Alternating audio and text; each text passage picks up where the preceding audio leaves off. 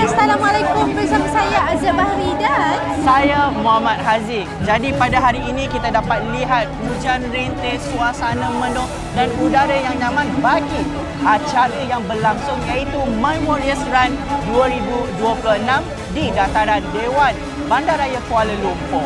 betul tu, program ini telah menghimpunkan lebih 3,000 peserta daripada lapisan masyarakat bersempena kempen Tabung Pahlawan.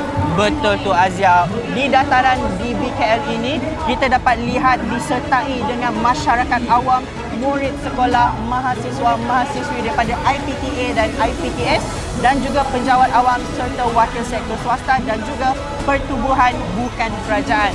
Jadi sama-sama kita saksikan kemeriahan My Warriors Run 2026.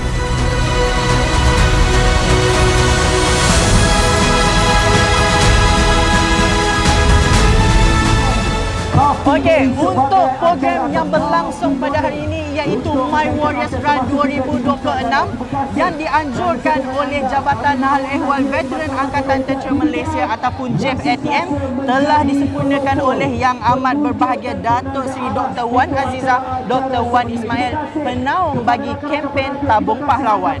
Program ini bukan sahaja untuk mengumpulkan hasil dana kempen Tabung Pahlawan, tapi ia juga untuk menghargai para pahlawan kita.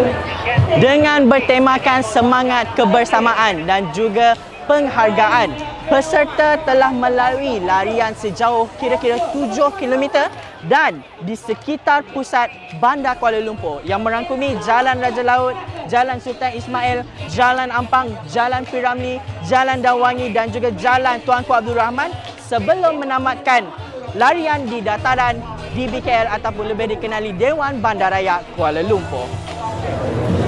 Selain acara larian amal, para peserta juga berpeluang untuk menyertai pelbagai aktiviti yang menarik, antaranya pameran aset ATM serta rakan strategik ATM, kaunter perkhidmatan JAF ATM dan yang paling menarik, sesi senam robik serta cabutan bertuah dengan pelbagai hadiah yang menarik.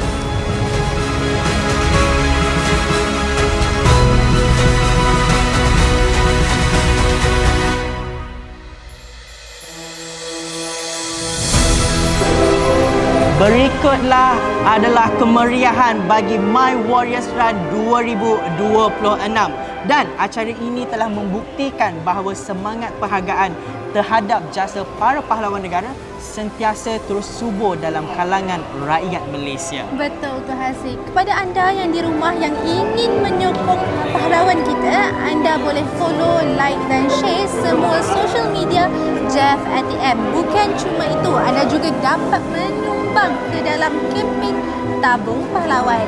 #1 Rakyat 1 Ringgit.